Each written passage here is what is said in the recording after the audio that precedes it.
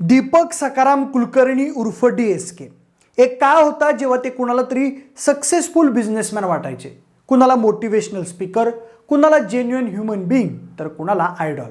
लोक त्यांचं नाव जोडलेल्या DSK टोयोटा कंपनीच्या महागड्या गाड्या घेण्यासाठी रांगा लावायचे.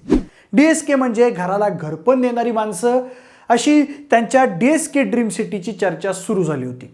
पण 2017 साली त्यांच्या DSK ग्रुपशी जोडलेल्या 1200 कोटींचा घोटाळा बाहेर आला आणि DSK झटक्यात सगळ्यांसाठी व्हिलन ठरले. त्यासाठी त्यांना 5 वर्ष जेलही झाली. या वर्षीच्या ऑगस्ट महिन्यात ते जामिनावर बाहेर आलेत. पण आता त्यांच्या कंपनीत पैसे गुंतवलेल्या गुंतवणूकदारांनी आमच्या पैशांचं पुढं काय असा प्रश्न विचारला आहे. त्याबद्दल आपण अधिक बोलूच. पण हा DSK घोटाळा नेमका घडला कसा आणि त्यात भरडल्या गेलेल्या लोकांना त्यांचे पैसे परत मिळणार आहेत का नाही, हेच आपण आजच्या व्हिडिओच्या माध्यमातून जाणून घेणार आहोत. नमस्कार, मी प्रथमेश आणि तुम्हाला तर माहिती आहे आपला विषयच भारी.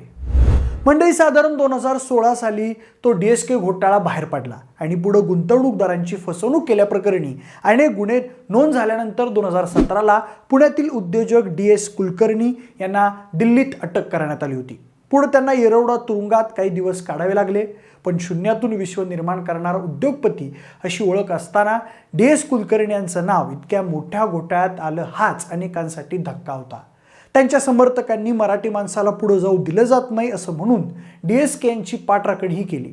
असो, एका वाक्यात सांगायचं तर बँकेकडून नवीन आणखी मोठ्या रकमेची कर्ज घेऊन जुनी कर्ज अंशतः फेडायची ही DSK घोटाळ्याची पद्धत. बरं, DSKंना विविध बँकांनी दिली ही कर्ज थोडी थोडकी नाहीत तर 3000 कोटींच्या आसपास आहेत असं सुरुवातीला समोर आलं होतं.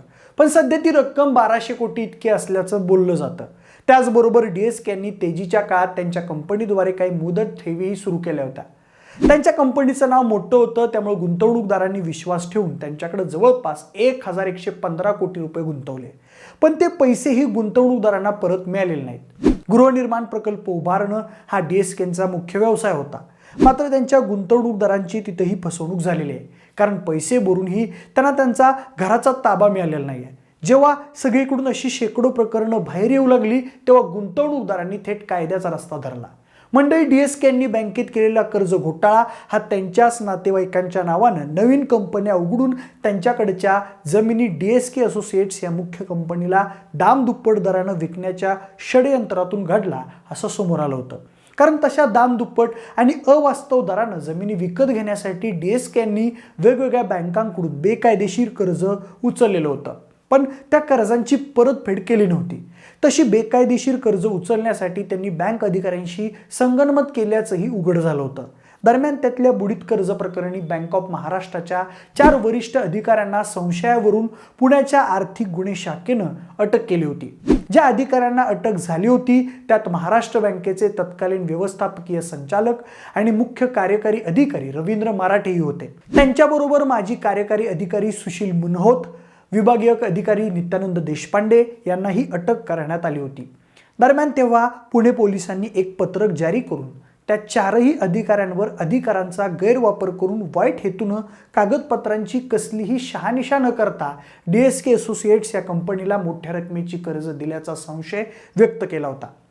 आता सध्या DSK बाहेर आलेत, पण त्या अधिकाऱ्यांची सद्यस्थिती काय आहे याची माहिती मिळू शकली नाही. दरम्यान एका प्रसिद्ध वृत्तवाहिनीला बँकिंग क्षेत्रातले तज्ज्ञ देविदास तुळजापूरकर यांनी मुलाखत दिली होती. तेव्हा त्यांनी DSK बँक घोटाळा कसा झाला याची उकल करून सांगितली होती. ते म्हणाले, घेतलेल्या कर्जाची परतफेड होत नाही तेव्हा कर्जाचं खातं नॉन परफॉर्मिंग होतं, म्हणजेच अधिकृतपणे बुडीत कर्जाच्या यादीत जातं. त्यालाच नॉन परफॉर्मिंग ॲसेट असं म्हणतात. पण तसं झालं तर त्या व्यक्तीला नवीन कर्ज देता येत नाही. म्हणून मग DSK यांचं खातं बुडीत व्हायला आलं की लगेच बँक अधिकारी संगनमतानं त्यांना छोट्या मुदतीचं नवीन कर्ज द्यायचे. त्यामुळे लगेचचा हप्ता भरला जाऊन खातं बुडीत होण्यापासून वाचायचं. शिवाय नवीन कर्ज देतानाही नियम डावलले जात होते. कमी मुदतीचं कर्ज देणं हे बँकांकडून सर्रास केलं जात होतं. पण DSK कर्जच फेडू शकले नाहीत तेव्हा सगळं प्रकरण बाहेर आलं असं तुळजापूरकर म्हणाले होते.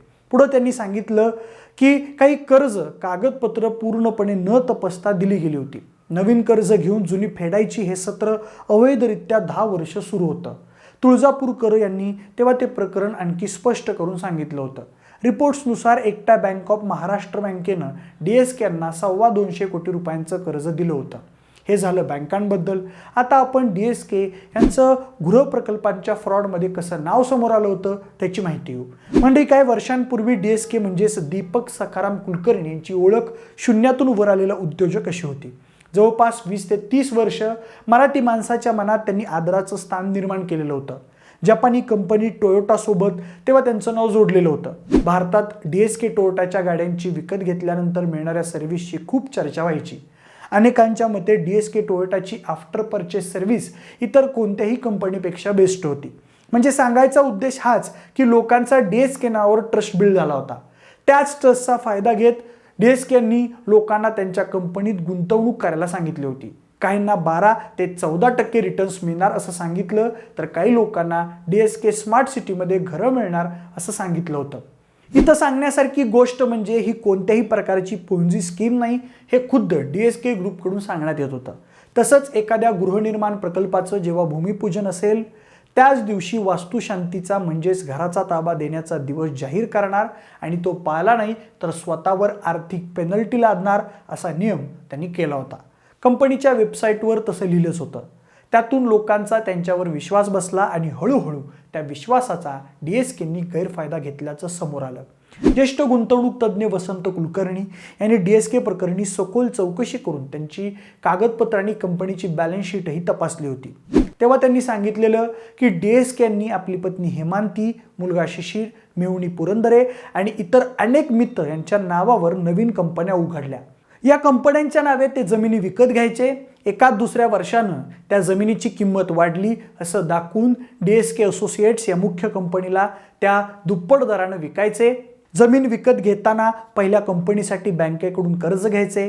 पुन्हा जमिनीची किंमत वाढली असं दाखवून दुसऱ्या आपल्याच कंपनीसाठी बँकेकडून वाढीव रकमेचं कर्ज घ्यायचं असा हा उद्योग सुरू होता अशी माहिती त्यांनी दिली होती. म्हणजे त्यांच्या मते नवीन आणखी मोठ्या रकमेची कर्ज घेऊन जुनी कर्ज अंशतः फेडायची हीच घोटाळ्याची पद्धत. बरं, जमीन व्यवहारातल्या सगळ्या कंपन्या इथून तिथून DSK यांच्याच मालकीच्या. काही जमिनीचं तर 4-4 वेळा हस्तांतरण झालेलं दाखवून बँकेकडून कर्ज उचलण्याचा प्रकार करण्यात आला होता असंही ते म्हणाले. त्यामुळे जमिनीवर मुळात कर्ज असताना बँक नवीन कर्ज बिनदिक्कत कशी काय देते असा सवाल वसंत कुलकर्णी यांनी उपस्थित केला होता. साधारण 2016 पर्यंत सगळे व्यवहार सुरळीत सुरू होते, पण त्यानंतर गुंतवणूकदारांना परताव्याचे दिलेले चेक वटणं बंद झालं. गृहनिर्माण प्रकल्प लांबले, घरांचा ताबा मिळेना झाला आणि मग आपली फसवणूक झाली हे गुंतवणूकदारांच्या लक्षात येऊ लागलं. गुंतवलेल्या पैशाची चौकशी माहितीच्या अधिकारांतर्गत केली तेव्हा त्यांचे पैसे हे DSK यांनी बँकांचं कर्ज फेडण्यासाठी आणि धंद्याच्या वाढीसाठी वापरल्याचं स्पष्ट झालं. हा सगळा व्यवहार बेकायदेशीर होता. त्यातून मग हळूहळू हा मोठा घोटाळा बाहेर आला. त्यानंतर 33,000 गुंतवणूकदारांनी त्यांच्या विरुद्ध तक्रारी दाखल केल्यानंतर DSK, त्यांची पत्नी हेमांती आणि कुटुंबियांना अटक करण्यात आली होती. जवळपास 2043 कोटी रुपयांची फसवणूक केल्याचा आरोप त्यांच्यावर त्यावेळी ठेवण्यात आला होता. तसंच तत्कालीन परिस्थितीत त्यांच्या मुलाचा अटकपूर्व जामीन अर्जही फेटाळण्यात आला होता. इतकंच नाही तर त्यांच्या मालकीच्या 300हून अधिकच्या जमिनी, त्यांच्या 43 गाड्या हे सुद्धा ताब्यात घेण्यात आलं होतं. पण त्याहीपेक्षा महत्त्वाचं म्हणजे त्यांचे सगळे गुंतवणूकदार रस्त्यावर आले होते. पुढे 2022 साली त्यांच्या पत्नीला जामीन मंजूर झाला होता. मध्यंतरी DSKचे भाऊ मकरंद यांनाही कोर्टानं जामीन मंजूर केला होता. पण अनेकदा अर्ज करूनही DSK यांना मात्र बेल मिळाली नव्हती. पुढे त्या प्रकरणी DSKंना 5 वर्षासाठी तुरुंगवास भोगावा लागला. दरम्यान ज्या कलमांतर्गत त्यांना अटक झाली होती त्यानुसार जास्तीत जास्त किती दिवस त्या आरोपींना न्यायालयात ठेवता येतं हा निकष न्यायालयानं पाहिला.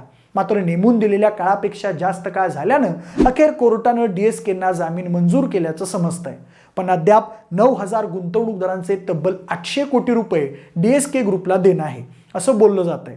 आणि सध्या ती रक्कम वसूल करण्यासाठी त्यांचे गृह प्रकल्प, मोकळ्या जागा आणि DSK ड्रीम सिटी सारख्या 300 एकरांमधील प्रकल्प यांची लिलाव प्रक्रिया सुरू असल्याचंही सांगितलं जात आहे. दरम्यान DSK यांनी विजय माल्या, नीरव मोदी यांच्यासारखं परदेशात पळून न जाता सगळ्या अडचणींना भारतात राहून तोंड दिलं. त्यांचा हा स्वभाव पाहता गुंतवणूकदारांना आशा आहे की आपले पैसे लवकरच परत मिळतील. तर एकूण अशा पद्धतीनं DSK घोटाळा घडला होता. पण संबंधित घोटाळ्याबद्दल तुमचं नेमकं काय मत आहे? DSK यांना मुद्दाम अडकवण्यात आलं यात तथ्य आहे का? DSK घोटाळ्यात तुमची किंवा तुमच्या ओळखीतल्या कोणाची फसवणूक झाली आहे का? तुमची मतं आम्हाला कमेंट करून नक्की सांगा. जर हा व्हिडिओ आवडला असेल तर लाईक आणि शेअर करा. सोबतच आपल्या विशेष भारी हे यूट्यूब चॅनलला देखील सबस्क्राईब करा. आणि जर हा व्हिडिओ तुम्ही फेसबुकवर पाहत असाल तर तिथेही आम्हाला फॉलो करायला अजिबात विसरू नका. धन्यवाद.